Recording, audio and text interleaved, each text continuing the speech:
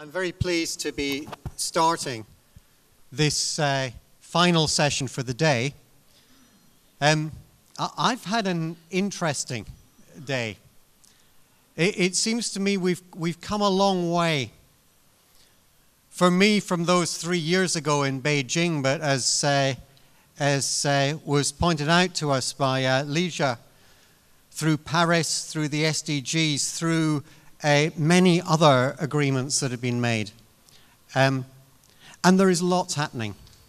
We saw one of those things happening this morning with the Dubai Declaration, a declaration by private banks and other financial institutions, initiated though by the government of the Emirates and with the help of UNEP and UNEP FI.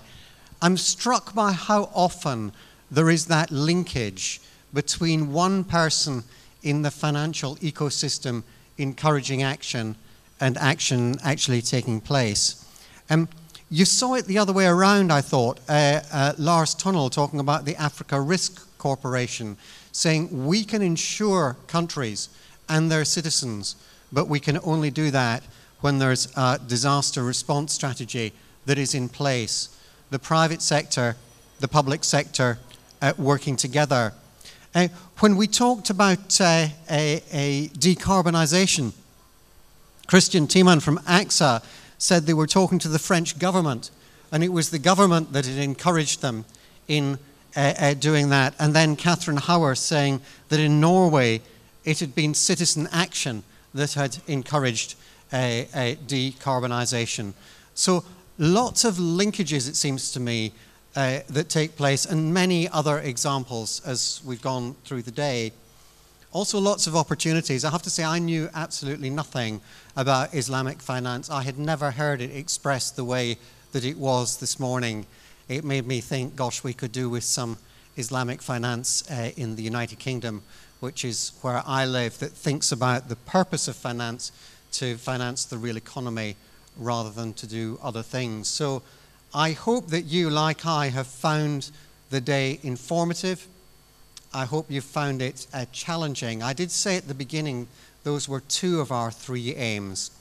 But there is a third thing that we said that we would try and do, which was to make it inspirational.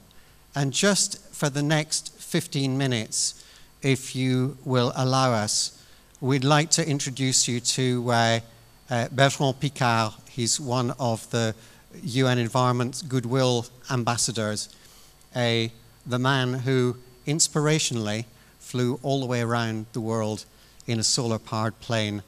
And we're going to have a short video, and then we'll continue from there.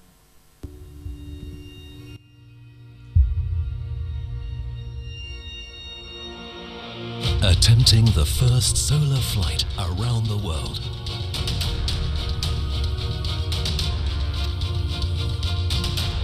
This is the story of 2 men. Bertrand Piccard, psychiatrist and explorer, and André Borschberg, engineer and entrepreneur. A team driven by a vision of the future and a passion for innovation. And the first airplane of perpetual endurance, able to fly day and night without fuel.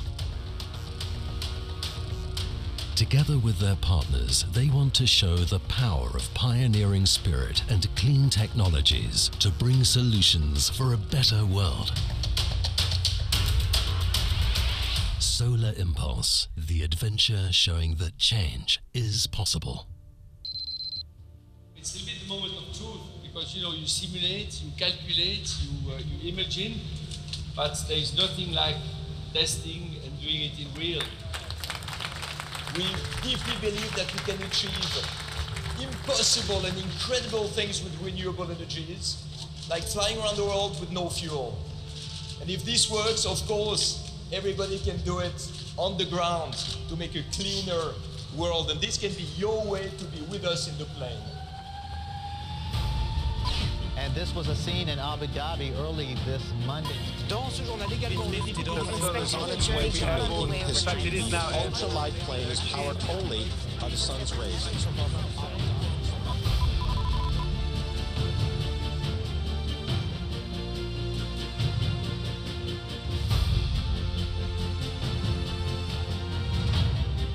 Between March and July 2015, Bertrand Piccard and André Borschberg have flown without a drop of fuel from Abu Dhabi to Oman, across the Arabian Sea to India, Myanmar, China, Japan, and over the Pacific to Hawaii.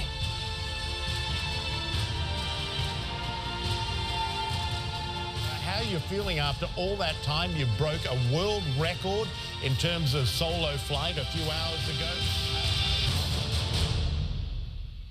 Today, the challenge is no longer to conquer the moon. The challenge is to conquer quality of life on Earth.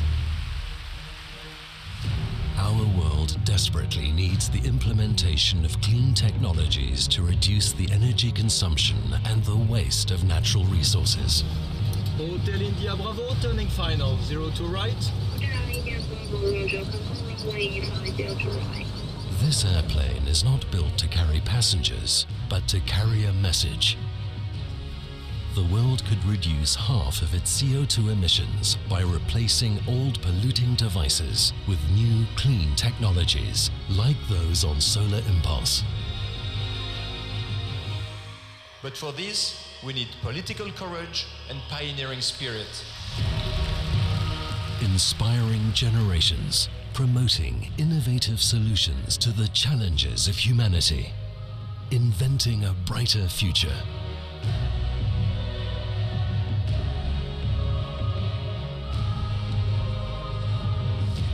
The first half of the endeavor is already a success. Solar energy made it possible to fly 5 days and 5 nights, crossing an ocean and remaining airborne longer than any jet plane in history.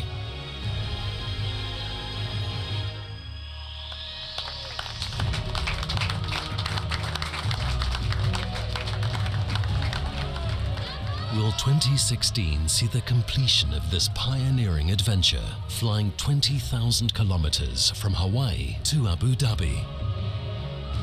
Like Solar Impulse, the clean tech revolution has taken off, presenting new ways of thinking and doing to achieve the impossible.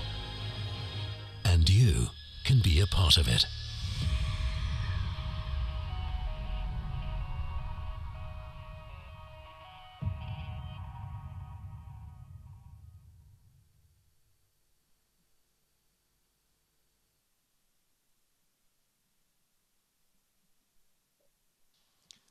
Bertrand, welcome to our conference. Why did you do it? Good afternoon, Dubai, from the UNEP office in Paris. Well, why I did it? I did it because I deeply believe that today, when we speak of the protection of the environment, when we speak about climate change, it is wrong to give only the problems, to speak only about the consequences, because people are depressed about it. What we need today is to show solutions. And the solutions of today are called clean technologies. Clean technology, it's not only to produce renewable energy. Clean technology is everything that has to do with energy efficiency, how to reduce energy consumption and therefore CO2 emissions, how to stop the depletion of natural resources. And if you show it in a very spectacular way, if you show solutions in a media point of view, and that people find it spectacular, then your message can go through much easier. If you have an airplane like Solar Impulse that flies around the world day and night with a perpetual endurance, no fuel, no pollution, no noise, people will think, wow, clean technology can achieve the impossible. And this is what we need to go for. That's a great answer. But, you know, as I watch what you did, you're quite exceptional. Indeed, I understand your first training was as a psychiatrist, and aren't you just a little bit exceptional, even maybe a little bit crazy compared to the rest of the world, Bertrand? Honestly, what is crazy today is not to fly in a solar-powered airplane. What is crazy today is to live in a world that burns 1 million tons of oil every hour, without even counting gas and coal, a world that pollutes the planet, creates climate change, depletes natural resources, leaves incredibly high deficit for the next generation who can never pay it back. This is crazy. But as soon as you go for sustainability, that you find solutions to make a cleaner world, and at the same time you prove that these technologies are profitable for the industry, that they create jobs, that they are important for finance and economical development, then it's not crazy, it's pioneering. You know, pioneering is what we need in our world. When the Wright brothers in 1903 made their first flight, everybody thought it was crazy. And then it opened the way to commercial aviation. When the first computer was big as a house, people thought it was crazy. And now we all have a computer in our pocket. Today, Solar Impulse is just a way to demonstrate what can be done, because the same technologies that we have on board Solar Impulse can be used everywhere for electrical mobility, insulation of houses, LED lamps, heat pumps, smart grids. And if all these technologies were implemented in our daily life to replace the old polluting systems, that would be a huge market, a boost for growth in our world. And it's the first time that we see in history of humankind that we have a way to reconcile ecology and economy. So the clean tech is something to promote, and I'm dedicating my life for that. Yeah, so this is a problem that can be solved. But I wonder, I've worked a lot of my life in very big organizations. I think maybe with some of the values that you would be promoting as well, it's not so easy. I mean, you were, wonderfully able to do this, Bertrand. What would you say to somebody who is sitting in the middle of a very large international bank, where perhaps all the people around you don't feel the same need, desire, passion that you have? You always have to speak the language of the people you would like to motivate. So it's useless to speak of protection of the environment to bankers.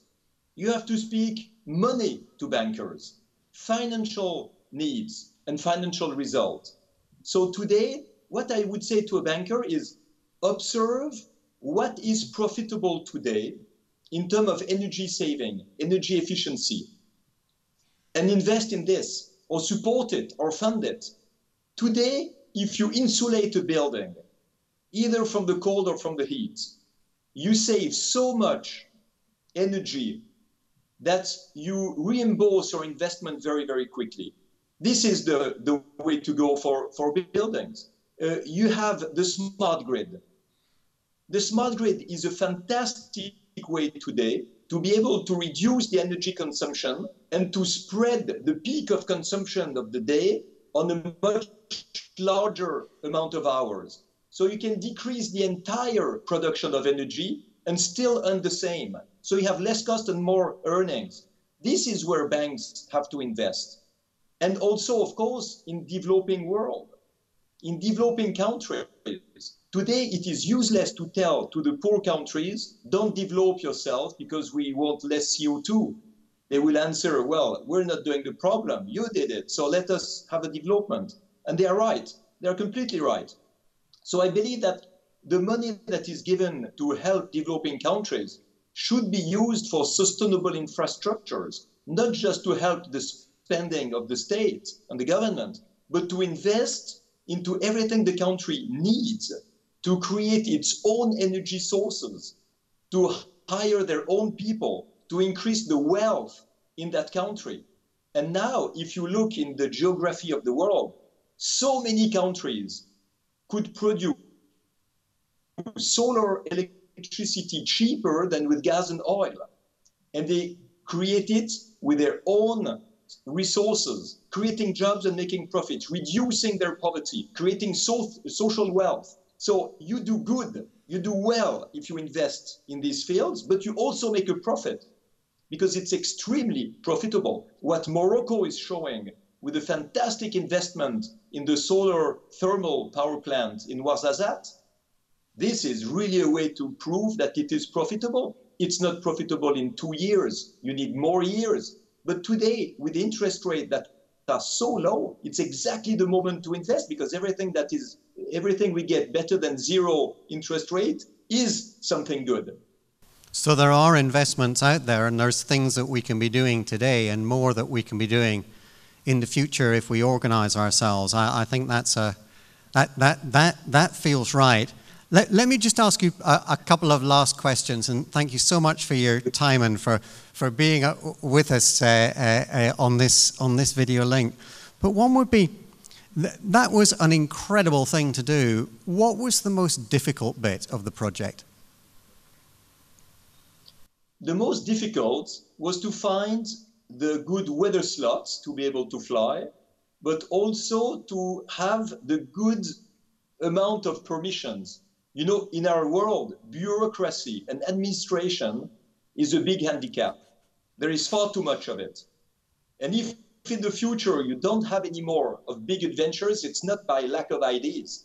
It's because of the weight of the administration, requiring permissions, insurances, all the problems of overflight permissions. It's really a hassle, I tell you. So when you're trying to do something that looks obviously right to do, somebody somewhere's got the paperwork to stop you.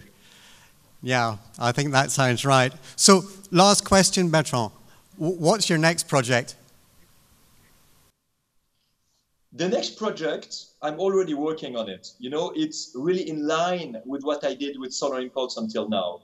I am creating currently the World Alliance for Clean Technologies, in the goal of bringing together all the actors of the clean technology world.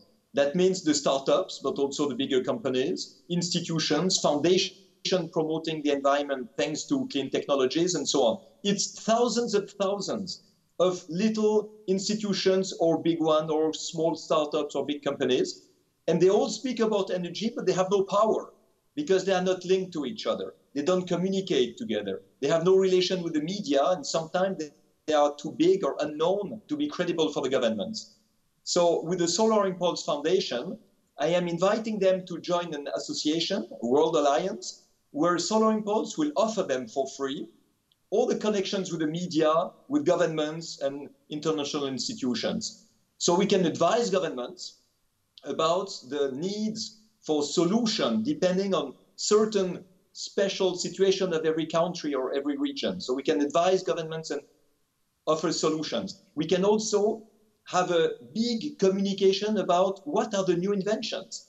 You have so many interesting inventions in this world that nobody knows about. So we will create this big puzzle with all the pieces that will come together.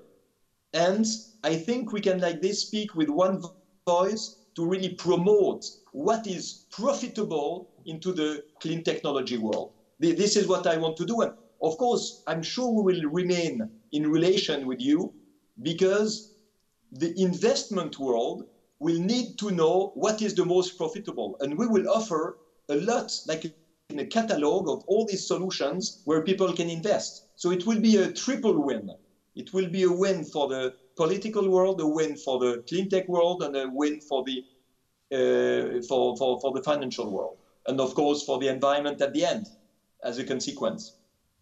Bertrand, that's absolutely fantastic. Thank you so much, and for being with us at our conference. Thank you. With pleasure. With pleasure. Thank you.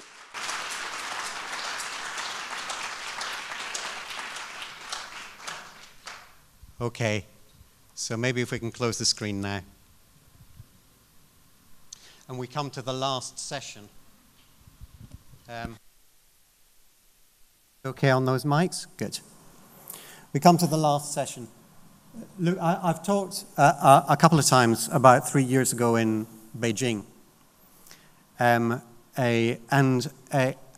that conference, we launched an inquiry.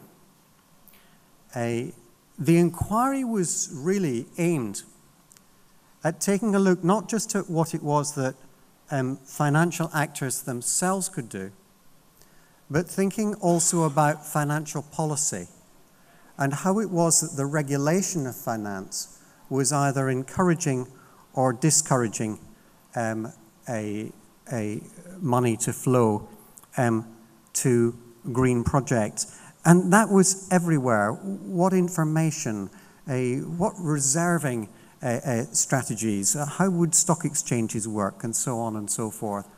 It's been a remarkable inquiry. One of its two leaders, Nick Robbins, that I'm going to invite onto the stage for our next discussion, which is to think about this. How is it that we think about the future of financial regulation so that we can allow the finance industry to fulfill its proper purpose, to take our money from point A where it is to point B where it's needed, supporting a sustainable world. And but before I invite them up, as you will see, very important that I have chairs for them to sit in. So with that very practical matter taken care of, Nick, I'll allow you to introduce your panelists.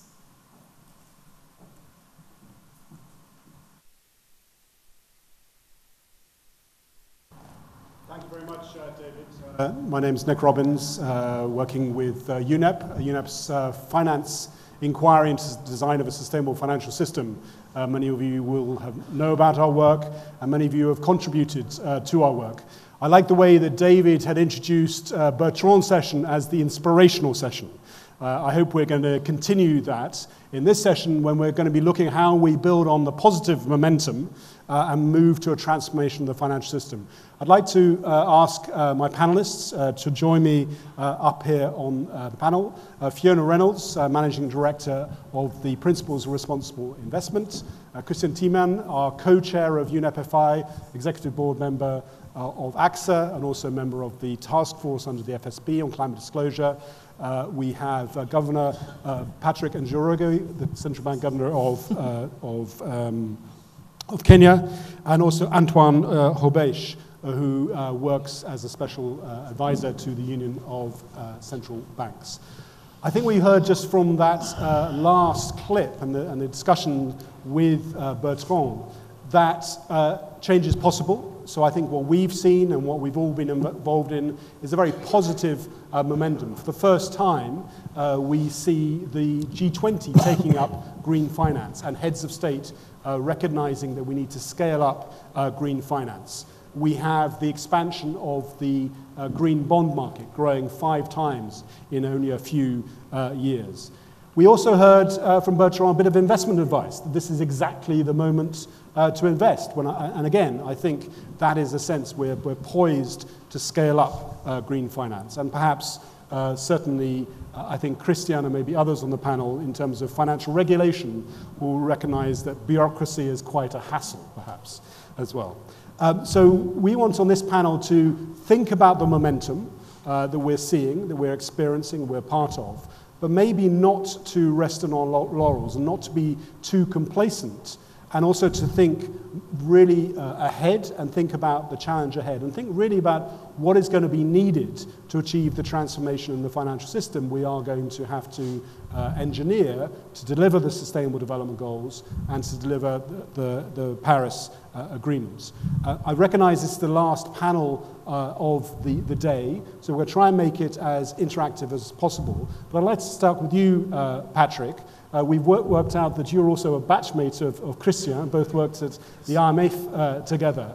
But when we were last speaking, you were talking about how potentially central banks might need to take some risks for sustainable development to encourage investment.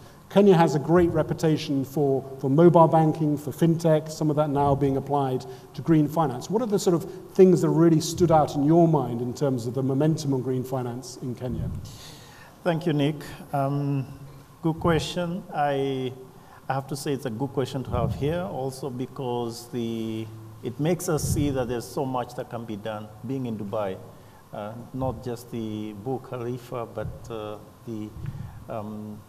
all the greenery around, which was once a desert. So a lot is possible.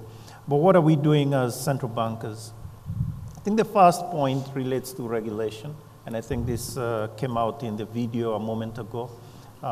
Bertrand mentioned that it is important to be clear about the regulation, otherwise you always be stumbling across that. And for us as central bankers, I think the point here is to realize that the ground is shifting, and you cannot be just conservative and sort of say, well, you know, that's making noise, I need to turn it down, I need to turn it off. No, we need to be more forward-looking. And I think this is where we need to be risk takers, but we need to take calculated risks in terms of the products, also appreciating where is it that we intend to go. So the regulations need to be, let's say, well-crafted so that they are, in a sense, scalable. You don't know what is coming down the pike, so you need to be a bit more innovative in that regard, but supporting as well. So that's one big area, the regulation and innovation. But there's two other things I would want to mention, if you don't mind, which is the other thing that central bankers need to do, or we think we need to do a lot more of, is really use our convening power. And I think this resonates with what Bertrand just now mentioned. This is now his big project. And I think we as central bankers appreciate that anything that has to do with the financial sector, we can use our convening power to bring people together to discuss that and see how to move forward. Finally, of course, we deal closely with the commercial banks. And there are specific, let's say, elements that the commercial banks need to pick up. And so we need to work closely with them, providing them room or space to innovate. So those are the three elements that I would want to mention. Very good. Antoine, if I may turn to you. We were talking earlier, and certainly in the work, the inquiry is done looking at policy instruments that central banks and others have introduced. Lebanon, where I believe you're based, the central bank there has introduced a quite interesting green refinancing facility. I'd just be interested to see whether that's working in the region, and also how are banks getting engaged with this green finance momentum? Definitely in Lebanon, they've created a sort of incentive for real estate, since the real estate industry is booming in Beirut, to create a green type of infrastructures for solar panel energy and reduction of heat. However, the strategy, the way it was brought forth, was more on a financial side, whereas to obtain the loan rather than the commercial side of it. I would have rather see the need to create such an industry for others who are not able to take part of such incentives to create housings. In Lebanon, for example, there's a large energy crisis where electricity is not available 24 hours on 24. And heating is also an issue. By creating such real estate commercial outlets, they're actually promoting a solution to the industry and to the consumers. So this is where the commercial side has to come in with the regulation side, not only to create an incentive, but to also explain this incentive so it becomes viral. It's a critical issue at that stage. Great. Okay, so we've had a dose of reality there, so policy instruments can be useful, but we perhaps need to be more strategic. Fiona at the PRI, sister organization of UNEP. What are the key points you've seen in terms of this momentum, in terms of the investor community? Sure. So we were talking about 3 years ago, David was talking about 3 years ago when this conference was held, and I think 3 years ago, for investors, there were some leading people who were trying to do things about climate change, and certainly investors knew back then that climate was a risk. But I think the thing was missing was a clear policy direction and clear policy signals, because investors want to work in a world where they have got clear signals from policymakers. So what's changed in that time, of course, is that we have seen the Paris Agreement. We've seen China and the US come out strongly with action on climate change. We've seen very helpful comments from Mark Carney and mainstream people. So it's not just organisations like ours who are talking about these issues, it's central bankers who are talking about risk. We've seen the Financial Stability Board come out and put in place the task force on climate-related financial disclosures. So I think the right policy messages have come into play. But 2 years ago, we were trying, in the lead up to Paris, we were knowing about these risks, we were really trying to get some momentum with investors. So we launched the Montreal Carbon Pledge, which was about investors committing to measure the carbon exposure in their portfolios and to disclose that information. And it might not be the be-all and end-all in the world, but it really was about that there was a lot who wanted to do something, but they weren't really sure where to start. So this was really about a starting point and then using that information to take some action. And there has been action since then. We've just finished a report. We've done a review 2 years later of the Montreal Carbon Pledge now that by an independent organisation. We've seen that 80% of those that committed to it have now finished their carbon footprinting and that they have reported. Just as one example of some action from there, CalPERS, one of the very big pension funds in the world, found that of the 8,000 stocks in their equities portfolio, once they'd done the carbon footprint, that only 100 stocks actually drove over 50% of their carbon footprint. So they've now put in place a very targeted campaign for those 100 companies. They don't need to go and focus on 8,000 stocks. They can focus on 100 stocks. Then we've seen, most importantly, because that's what needs to happen, because we've got the right policy signals, we've started to see money move. And we need the investment money to move. We all know that the Paris Agreement and the SDGs have got no hope of coming into play and being realised without private sector investment. So we've seen just some of our signatories, and there's a whole lot more than this. You know, Allianz has announced since the Paris Agreement that they divested 245 billion from coal in their equities portfolio, and 4 billion of bonds will expire once they reach maturity. In addition, they've committed to double their allocation to renewable energy to 5 billion. AXA has committed 3 billion to green bonds. As you talked about, the green bond market is, since inception, is now around 150 billion, and this year it'll reach about 90 billion in issuances. PGGM just recently announced that they will commit 58 billion in sustainable development investments to meet the SDGs and 20 billion to selected themes, and you know, the list goes on. So I think that really investors need that policy setting, and then they need tools. So the next thing that we've tried to do is create tools. So we've done an asset owner guide to how you can start thinking about climate risk across your asset classes. Then we've done some asset class guides. So we've done one for property, we've done one for real estate with other organisations. And so policy settings and tools is what I think investors need. But I do think that we have to keep the policy momentum going. If we find that countries aren't held to account to the commitments that they've made, I think we can find things going backwards. So while there's some great momentum, I don't think that we can completely celebrate just yet. I'd also say that when we had this review done of the Montreal Carbon Pledge, and while I'm saying that there's this great money flowing, only 20% of our signatory base, which is a large part of the investment community, have a detailed climate policy in place. That's now.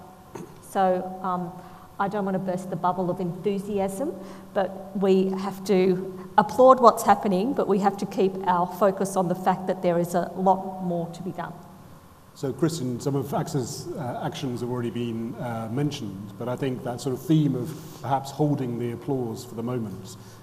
What's your view on this sense of sort of positive momentum in the last year or so, and perhaps what we need to do to really scale it up? I would indeed not necessarily hold applause. It always is good to have a little bit of applause, and I think this community deserves a lot of it, actually, because this community, UNEP FI and the inquiry, have really changed the debate globally. So if you go to a G20 meeting or an IMF annual meeting, there's talk about green finance, and there's talk about climate, and that's really new. It was not there 3 years ago, it wasn't there 2 years ago, and that's a remarkable achievement.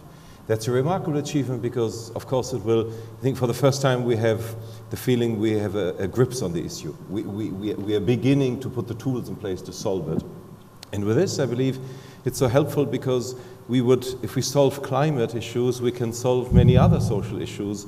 For example, in the area of structural unemployment, of youth unemployment, of retirement, of inequality, sort of, because these are all very long-term issues that need a very different perspective of the financial flows than the ones we have so far. So that's, I believe, the very, very strong momentum. Now, there's certainly no room for complacency, and I think nobody in this room is complacent, because there are a number of things that would happen. It could happen that the debate continues, but the actions are very small. That's one issue. We do a bit of green bonds, some are renewables, but overall, so there would be a gap between having launched a large debate and very small action. The second issue that could happen is sort of that the financial system in a structural way doesn't change its functioning. And as we know, it's quite inward-looking still. It has a lot of attention to risk. It's risk-adverse for good reasons, but again, looking forward, it is more, like Patrick said, we cannot all be overly conservative. We also have to see where we want to go. So that's one other area. And then is the third question, whether at some point we need to discuss also what we don't want in the financial system. So yeah, we do want the green, but are there things we don't want? Are there things that are a matter of concern that stand in the way of a more deep transformation? I mean, do we want high-frequency trading on and microseconds? Do we want that cables are put across the Atlantic, linking stock exchanges so that computers are closer? Do we want that our stock exchanges are 30–40% computer traded, algorithm traded? Do we want the marking to market of the whole industrial sector? I had a discussion with a CFO of a French company that is 250 years old, and he said he's looking 10 times per day at the stock price, and the CFO 4 times a day, and it's a constant subject of conversation. So is that what we want? The financial sector helping industry, which is a long-term infrastructure provision of industry. So I think at some point we will have to answer these questions. Otherwise, we will not be able to pull the financial system there we want it to be. Thank you, Christian. Patrick, does that resonate with you, the need to make a look at some of the more fundamental dynamics of the financial system if we're going to make progress? Absolutely, absolutely. I think we need to have a deep think about each one of these issues, but I don't think we should be paralyzed by the conversation or in the conversation. I think we need to be open, discuss the issues. We, on our side, we have had to talk with the commercial banks and also help them launch into what we are calling the new normal, where basically they are much more forward-looking, and the concerns that Christian just now mentioned, the commercial banks are grappling with them, trying to, so that at the end of the day, there will be innovation in the financial sector that is geared to specific outcomes, or let's say the long-term outcomes that we want. And in the interim, we hope that we will resolve the short-term issues or the short-term questions that Christian mentioned. But I think also here, if I may just mention that there are risks. So this is why it's important to have the central bank and others very aware of the risks. And if indeed you get to a point where the risks appear to be excessive, then yes, we would stop whatever project it is. So I think it's that sort of element. I think there's an element of humility as well. We cannot come up with all the answers at once, and we have to look at them in a sequential fashion. Great. We talked quite a lot about risk and the risk as a driver for sustainable finance. But in your experience, Antoine, is that a helpful framing for green finance in the region? Actually, this global topic should be seen on a local level in each industry. If we're talking in the Philippines, for example, they have large climate risks. It's a completely different conversation than we were talking about in the Middle East, where the average climate risk index is 110, where anything above 100 is exceptional. So we have to shift, I'm talking about just for the Middle East, the conversation from going from the tragedy at the horizon, then the actual unforeseen financial boom. The financial sector in the Middle East has a lot to gain from creating and innovating financial services products. However, they might not all be bonds and the green bond market. We have to realize that the financial sector in the Middle East is roughly 65% of the GDP of most countries. So if you're going to come in and most of their customers are small and medium enterprises, they will not be able to invest in the bond market. What they will need are incentives to create products, to actually enhance the way they manufacture, to learn how to manufacture in a clean way, whereas in the end it will be more profitable. This is the real strategy that's supposed to be going on in the Middle East. We should stop talking about the risk on a global level. We should start looking opportunities at a local level. And this is the real secret of the success for me. If we're going to keep on talking about the tragedy of the horizon, the Middle East is in the middle and is going to look to the right and look to the left and say, this is somebody else's problem. I'm going to keep on going where I'm supposed to be financially. But however, if you show them that there are opportunities to start luring in businesses from high climate risk areas into your areas, if there are small and medium enterprises, if you start teaching them the way to have economies of scale via green energy solutions, this is where it's all about. And just to go back to just if I have one moment, to go back to the comment of Bertrand about Morocco, for example, the Noor projects did not get the weight that they were supposed to get in the media. Nobody knew that for a while it was the biggest sun energy solar panel plant in the world. Now it's India. Okay? And nobody has made any type of comment about it to promote this type of industry. So imagine the largest projects are not getting any promotion. So how could small and medium enterprises, which are the biggest promoters of our economy, go on board? We have to consider that. So you heard it here first. Move over, tragedy of horizon. Welcome to the unforeseen financial hidden boom of green finance. So that's one step forward.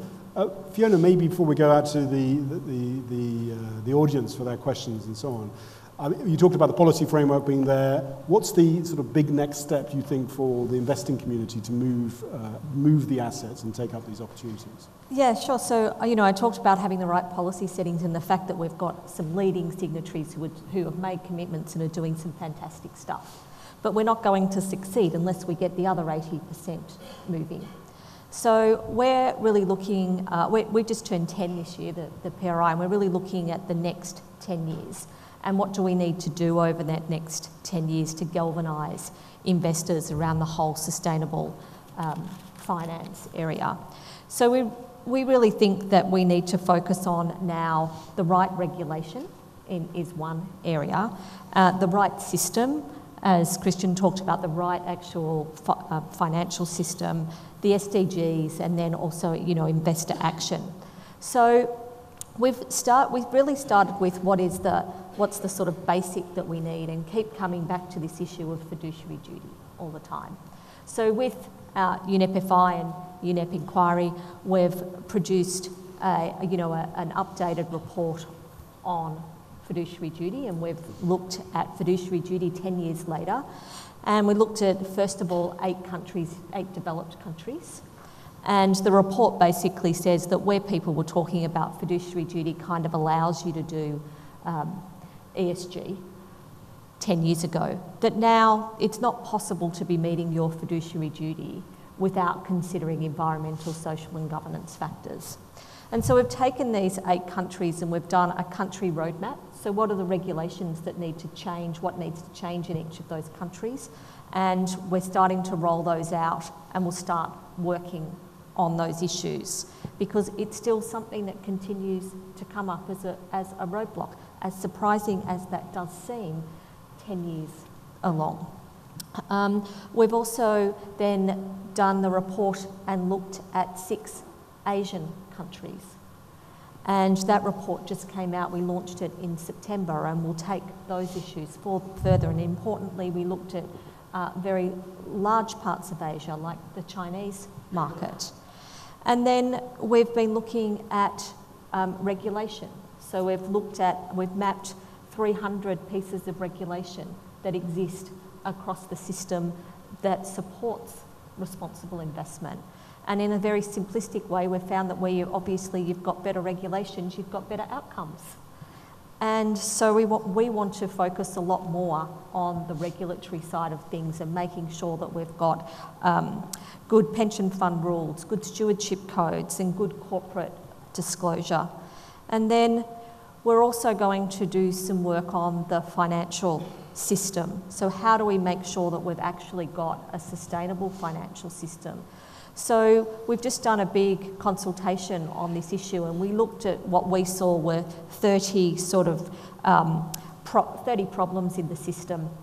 We can't work on 30 systems, 30 problems, so we've narrowed it down to working on 9 that signatories really felt were roadblocks. So some of the things that Christian mentioned, so short-term investment objectives, attention to beneficiary interests, policymaker influence on markets, capture of government policy by vested interests was another area, the influence of brokers and rating agencies, principal agent problems that we've all been talking about for a long time, cultures of financialisation and rent seeking, investment incentives and misalignment in the system, and investor process and practices. So really that regulatory role part, having the right systems in place and the right system to function within is what we think we need to tackle in the next decade if we're really going to be successful. And I just want to finish on the SDGs, because I think the SDGs will play a big part in how we think in the next 10 years at the PRI with investors. But as part of the consultation that we did, outside of Europe, we found that the SDGs were not very well known. And there was confusion about how were these investment issues? And that was a bit alarming, I have to say.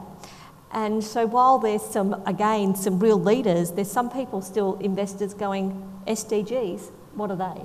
So we're going to focus on the educational part about of the SDGs, the financing side, what are the investment issues, how can we make these investable? And that's going to be important over the next decade as well. Great. So again, a bit of a sobering lesson there about the awareness of these things we hold so dear, the SDGs. Right, it's over to you now. I'd like to maybe ask you to think about your comments and questions, particularly in the context of how we move this positive momentum into a state of transformation. Please introduce yourself, keep your question short. We see you have a number of leaders in the room, particularly in the front row. I see my colleague Simon and Dr. Rahman, but please, hands up. It's quite dark, I can't see you very well, but maybe the microphone over to the front row and we'll try and get others on the way. So hands up, please, while we're waiting. Yeah. Thanks. Simon Zadok. UNEP inquiry. I was keen, particularly Patrick, but perhaps all of you, to comment on what at the inquiry we've seen as the critical role of national level action. And that, Antoine, comes back to your point to some extent about the local. And I just wanted to illustrate from the case of China and then perhaps pass it back to you. China's not just big, but has taken quite a radical approach to thinking about this topic after a very extensive process built around a task force that they ran with us from the middle of 2014.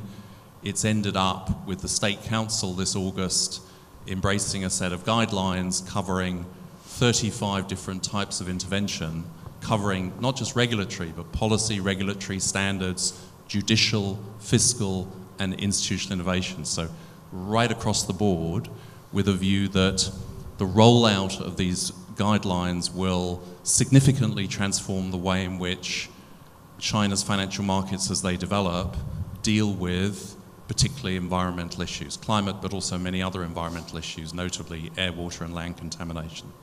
The lesson from that, we think, is that these broad-based systematic approaches through and with coalitions of private actors and public actors are what's going to turn interesting innovations into systematic changes at the national level, and that in turn will drive national leadership pushing at the international level. So if you like, it's the inquiry's theory of change. And it would be interesting to hear from you whether that seems also to you to be a primary driver, taking China, but also others like Indonesia as cases in point, or whether you think perhaps different structural drivers of that magnitude can be put into play. Thank you. Thank you, Nick. I'm sorry I came late, but I heard the last two speakers and also Simon. I thought the financial system should really go back to its basics. You know, the financial system was created to serve the real economy. And many times we forgot that role and we created finance for finance. I thought that's not the best way to go ahead. In Bangladesh, you know, during 7-8 years where I had the opportunity to lead the financial sector, and I felt that, you know, you start with small things, do experimentations, learn from that, go for the regulations, revise the regulations, and then take the entire industry on board, including the citizens, change the mindsets, and then go ahead in participatory mode with different actors. And that's the way to go ahead. You know, many developed countries probably helicoptered money after financial crisis, you know, and they took the money with a helicopter and threw in the air. But we took the money in the bullock cart and put the money on the ground, and we got the fruits. You know, and then the Bangladesh experienced one of the most stable economies of the time, 6+% of growth over the last 7-8 years, and with minimum volatility, inflation low.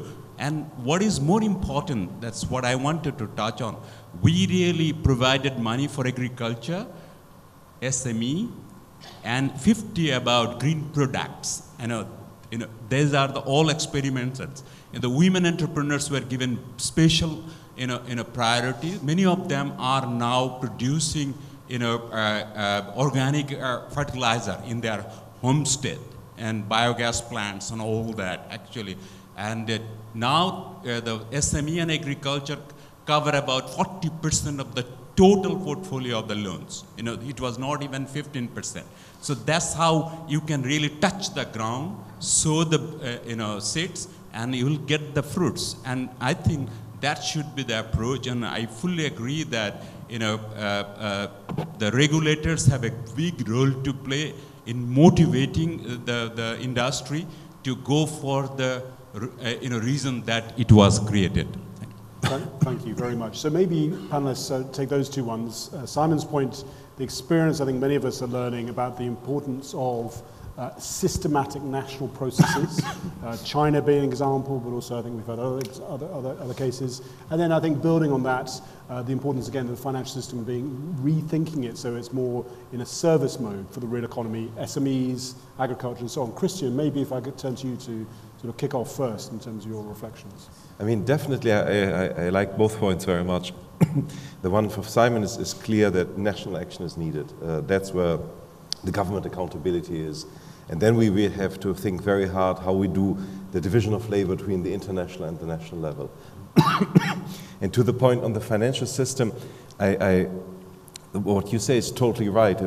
We have created a system that serves itself, but we have still to look at, has it improved? I would say yes, it clearly has. But what are the parts that have not yet improved and what do we need to do about it? Because we still see, as you say, finance serves finance to a large extent, and there one has to look at and try to identify really what are the specific factors that makes that happen. Antoine, do these comments resonate with you? Well, I have somewhat conflicting responses. Okay. I hope you don't mind. We have to understand that the financial sectors are the ones I'm looking at the MENA region as a whole, are the ones really serving the economies. And the problem is when we come to green finance, is data is not readily available for the MENA region. If somebody is looking to promote any sort of financial product for the financial services, they have nothing to rely on. There is no data. So going about it by small chunks of trial and error, I'm not sure this is the way the financial sector commonly works in the MENA region. They'd rather have solid base analysis. For example, there was a study that was made on trying to see if the consumer trends, is the MENA region more willing to pay for an environmentally safe product? This is a very important question. An international organization made that study, and they said yes, even the disparities in income, people earning less than $20,000 are 30% more willing to pay for an environmental product. If you come up to a bank and start telling them that you have to start promoting such financial services, they're going to need figures, because finance is based on figures. Now, whether we want to serve the industry or we don't want to serve the industry, in the end, it's all about numbers. Numbers have to be correct. The issue in MENA, from my perspective, as a financial representative, is if the figures are there, everybody will follow. The issue is who will put the figures together. That's my question. But would it be useful to have potentially to put in place sort of if they are in place, national roadmaps? I am a heavy promoter that I believe that the MENA region has a lot of profitability in this, globally. And since the way the region is set up, what resources they have, especially with the oil crisis that's happening, we have all the advantages and the reasons to transfer into this sort of industry. The data is simply not there. Okay. Patrick, you talked about the convening role of central banks, and I think we've all been very impressed about what's been happening in terms of financial innovation in Kenya. There's also been, I think, an upsurge recently around the green finance. How does that sort of experience relate to, I think, what Simon was suggesting about this need for a more sort of systematic national strategy process? Yeah, really we are coming to this issue from different directions. The description of China, I mean, the one that Simon gave is one of those directions, one approach. We in Kenya actually are coming from it from the success of from financial inclusion side, meaning the digital, the mobile technology and the success of that. So that's how we've got here. So I think the point is we have seen, we are trying to replicate some of the lessons of that in the area of green bonds and so forth, and green financing. And one of the things which we are looking at is to ensure that, well, we will launch a green bond early next year. That's the point. But it is a test, actually, closer to what the governor from Bangladesh just now mentioned. But it's, in this regard, it's a test that checks the entire system from the financing all the way to the end. Not only do you have the investors, so we are not thinking of, one huge bond that will finance, I don't know, solar panels the size of Alaska or something like that. No, we are thinking of much smaller take, but at the same time connected with commercial banks that will be looking at the investments. The investments will really be in entrepreneurs or sort of small and medium-sized enterprises, and also some of the financiers or some of the lenders will be people that are quite diverse. So we are not looking at just external financing. So we are connecting it with the financial inclusion side. We are hoping that at that point we'll also have purchases of these bonds from your telephone at very small quantities. So the point here is that from our perspective, yes, we are having particular lessons that we've learned, and we are bringing it to this question of green bonds or green investments. But I still think that the role of the UNEP inquiry would really be to play these things up in places so that others in other jurisdictions can learn from them, and also providing information, allowing the information to flow from various actors. I don't think it will be more, at least for us in Kenya, we are not at this moment interested in having a national plan because we have no clue what the national plan is. We didn't have a clue what the what the national plan would be for financial inclusion, or should we say the successes we had with mobile technology. So that's really how I deal with it. And I fully share the point that the governor from Bank of Bangladesh mentioned a moment ago. Great, okay. We're running up against time, I believe. Fiona, you've just come back from China, I believe. I did. The first Responsible Investment Conference there. Maybe a few thoughts there, and then I'll pick up a couple of further contributions. Sure. So I actually think that a national plan is really important. So I think that China's leadership in taking forward a national plan is fantastic.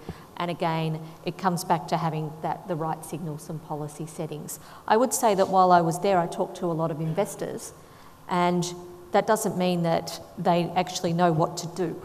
So there also has to be, look, what actions do I now take? And of course, this is just new. So something for us coming away from that is that, again, we need to, and organisations like UNEP and UNEP-FI have to focus also on the tools so that we can help investors get started and understand how to mobilise investors as well. Really, really important. And I think just on the other point about the financial system, I talked about some of the problems that we saw in the system, but why is it really important for us to focus on? I think, you know, if we look at the world as it is today and we see the issues to do with Brexit, and we see the rise of the Donald Trump sort of issues as well, they're all to do with the fact that people feel left behind by the financial system that we have today and left behind by globalisation. And if we don't actually address some of these problems, we're going to have much bigger civil unrest in the world. And that's not going to be good for anyone's investments. So we'd survived for 50 minutes without mentioning Brexit. Sorry. Right, or Donald. We have one question at the back, and was there another one? So we have three, in fact. So quickly, 1, 2, 3. Yeah. Hello. Hi. Yeah. Good evening, ladies and gentlemen. My name is Silas from Tanzania. My comment actually goes to both the central banks, but also the UNEP-FI, especially on the matter which has been mentioned, the data processors. Where do we get the data? And who do we involve in the process? I think we are forgetting that there are education and research institutions which could assist on the meso level. After developing the policies, we need to look at who is to develop data or research-based evidence, especially to support product development. Yes, we may have the green bonds, yes, but again, are the financial institutions well prepared or well informed on the what products feasible? Thank you. Yeah. For instance, in Tanzania, I worked with USAID on agricultural finance, but we had to go down and provide risk buy-down for product development and testing. So maybe this goes back to UNEP-FI to support the meso-level approaches so that we can access to information and data. And importantly, maybe the financial institution also need to look into the meso level and the micro level to see how this financial institution and research organization, consulting, business development services prepare evidence-based data so that when we develop products, we are sure that these are feasible. Thank you. Thank you. Thanks so much. We'll pass the microphone. Paul Clements Hunt from the Blended Capital Group. Nick, thanks, and great panel. It's playing a little bit off Fiona's last point, which is, policymakers, the elite can design a beautiful financial system, which is ESG compliant. But if you leave the true beneficiaries behind, you're going to have problems afterwards. And by beneficiaries, sovereign wealth funds, its citizens, pension funds, it's the retirees, etc. Insurance, it's the premium payers. So where is the education of the people who will support that, the actual fundamental owners of the capital? Right. And just to concretize that very briefly, there's a lot of excitement about developments in the government pension investment fund in Japan. Everyone knows it's 1.3 trillion. The Abe government has moved a very interesting process there. October the 1st, they created a new stewardship and ESG unit. Last year, they tried to move regulation to allow the fund to more effectively allocate to ESG in a broad sense. They ran into real opposition from the Kedanran, so the corporate lobby, but also the labor unions. So is that a question of genuine, targeted, focused education that allows the people whose capital we're talking about to invest in and believe in the new financial system? Thanks a lot. Thank you. And I think we had one more in front. Thanks. Robert Charnock from the London School of Economics. I wanted to pick up on a point earlier because it sounds like we've been talking about maintaining the momentum behind this transformation. And we've seen examples of state-backed initiatives in China and Bangladesh, but Fiona had a warning earlier about maintaining the policy momentum. What happens when policymakers start to lose what we found from last year in Paris and more recently? And so kind of wanting to ask, what do you see as the regulatory dynamic between the policymakers and the actions from the markets, as well as the civil society actors that promote what markets are achieving? So in other words, what do policymakers need to encourage them to maintain the momentum for implementing new policies? Thank you. Many thanks. I thought you were going to answer the education question, but you didn't. So I think some useful points there, just in terms of the progress report that the inquiry put out in association with UNEP-FI this year. And you'll see outside the special report that UNEP-FI did on market leadership. We came out with sort of 5 big levers in terms of making this transition from momentum to a more transformative approach. And one of this really was focusing on capabilities and awareness. So I think our colleague from Tanzania and we also heard at the back this question on education. So final thoughts panel, questions about where do we get the data, how maybe UNEP-FI could support some of this, your role, maybe Christian. This question of education, but not just sort of education in a formal sense, but actually bringing some of these key interest groups, corporate groups involved, and then the policy dynamic. So start with you, Patrick. Just really closer to the answer to the last question. I think one of the points I'd want to mention is that the world is a little different in that from, say, 5 years ago on this topic, because I think all concerned parties are now much more committed to the idea of sustainable finance, all of them, at least the bulk of them, and each understand their role and understand the roles of other concerned parties. So this is interesting because there isn't sort of like collision, and there's dialogue, there's discussion on this issue. So I think it's not just the policymakers that will push the agenda forward. In effect, you have all parties working in sync. And that is much more, I think that speaks more to continued dynamism of this area, in this area. The other point is that the key role of innovation. And I think this is why I'm a bit, let's say, unsure, uncertain about this sort of national plans, particularly if they're in a very detailed level.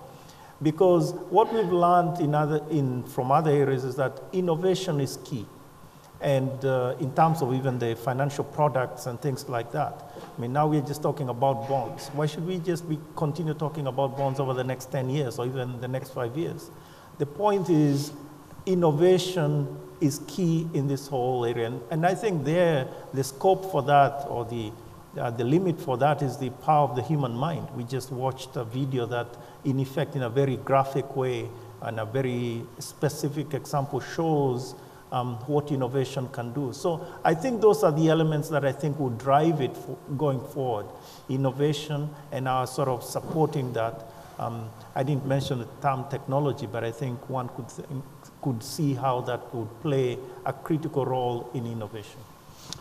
Fiona, I think you mentioned the question of beneficiaries not really being served well by the system. So potentially your response on that question. So yes, so that's an area that we're going to focus on over the next 10 years. But I do think when it comes to beneficiaries, we can't expect every mum and dad who's busy trying to raise their family and all of those sorts of things and go to work every day to individually be worrying about what their pension funds are doing. But what we can expect is that the trustees of pension funds, who are, after all, they're supposed to be representing the beneficiaries of those pension funds, do their job properly.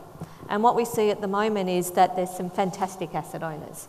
But there are also another thing we see through our reporting is that there are a lot of asset owners who are not properly having good oversight of their managers that they outsource investments to. So they're not looking at what they're doing in terms of responsible investment. They're not embedding it into their mandates.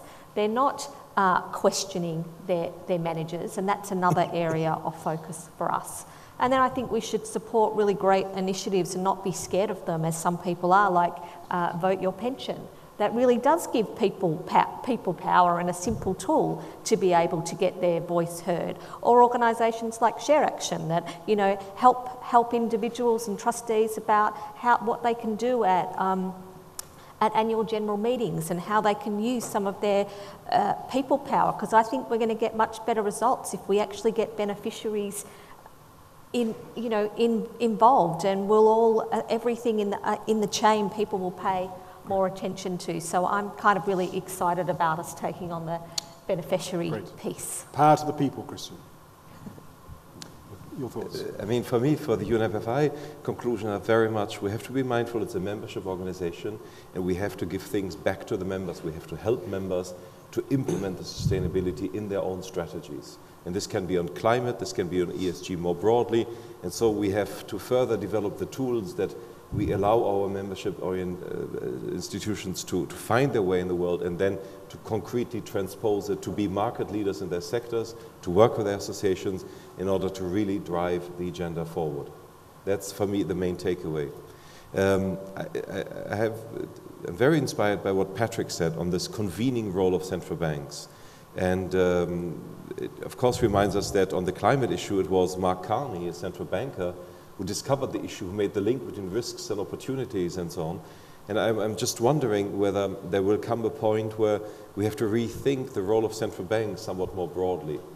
Now monetary policy is price stability, and so the role of central banks is financial stability, which we understand as the avoidance of short-term risks and price stability. But maybe there comes something, broader thinking around the mandate and the role of central banks, because they are very much long-term institutions.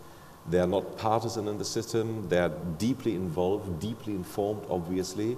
Sometimes they're supervisors, sometimes they're regulators, but in any event, they're very close to the system, but yet have a much broader role and a much broader societal responsibility. Yeah. So I think it would be very interesting. I understand we have two governors in the room to think whether, we could replicate what has been happening on climate also on the other issues and the sustainability agenda more broadly. And then one could think what that means, but I think that would be a very, very powerful message and powerful takeaway. Fantastic. Antoine, to you last, if I may. Your members operate in this region. They provide financing for the growth of the region.